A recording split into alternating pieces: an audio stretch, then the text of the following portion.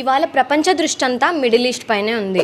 America సాయంతో Israel చేపట్టిన భారీ ఎయిర్ స్ట్రైక్స్ నేడు ప్రపంచాన్ని ఒక్కసారిగా షేక్ చేశాయి. ఇరాన్ కి ఇజ్రాయెల్ కి మధ్య అటాక్స్ కొత్త ఏం కాదు, కానీ ప్రెసెంట్ అటాక్ స్టార్ట్ అయిందైతే జూన్ 13th. అది కూడా ఇజ్రాయెల్ ఇరాన్ పై ఫస్ట్ అటాక్ చేసింది. దానికి రీజన్ ఏంటంటే గత కొన్ని నెలలుగా ఇరాన్ సీక్రెట్ గా లార్జ్ అమౌంట్స్ ఆఫ్ యురేనియం ని స్టోర్ చేస్తుందని ఇంటెలిజెన్స్ రిపోర్ట్స్ బయటపడ్డాయి. ఇది ఇజ్రాయెల్ కు సీరియస్ థ్రెట్ అవ్వచ్చు. ఎందుకంటే ఒకవేళ అణ్వాయుధాలు తయారైతే తమ దేశమే లక్ష్యంగా మారతామని భావించి జూన్ 13th ఇజ్రాయెల్ ముందు జాగ్రత్తగా ఇరాన్ న్యూక్లియర్ సెంటర్స్ పై ఎయిర్ స్ట్రైక్ చేసింది. అక్కడి నుంచి అటాక్ స్టార్ట్ అయ్యాయి. నిన్న ఇరాన్ లోని 3 మోస్ట్ ఇంపార్టెంట్ న్యూక్లియర్ సెంటర్స్ అయిన ఫార్డో, నతాన్స్ అండ్ ఇస్ఫహాన్ పై పాయింట్ బ్లాంక్ దాడులు జరగడంతో యుద్ధభేరి మోగినట్లు మారింది. ఈ దాడి పక్కా ప్లాన్ తో, ప్రిసిషన్ మిసైల్స్ తో, ఒక రకంగా చెప్పాలంటే ఒక గేమ్ చేంజింగ్ అటాక్ గా చెప్పొచ్చు. మన కంట్రీ మీద కూడా దీని ఎఫెక్ట్ ఉంటుంది.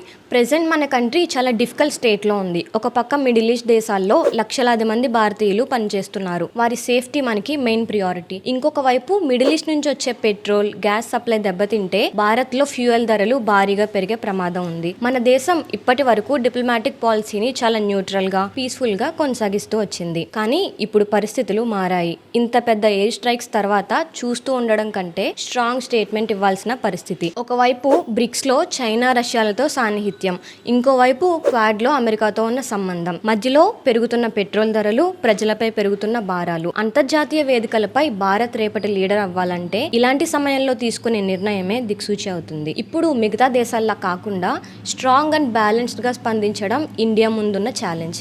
ఈ పరిణామాలు ఎలాంటి మలుపు తిరగబోతున్నాయో చూడాలి. మరి ఈ ఇష్యూ మీద మీ ఒపీనియన్ ఏంటో కమెంట్ చేయండి.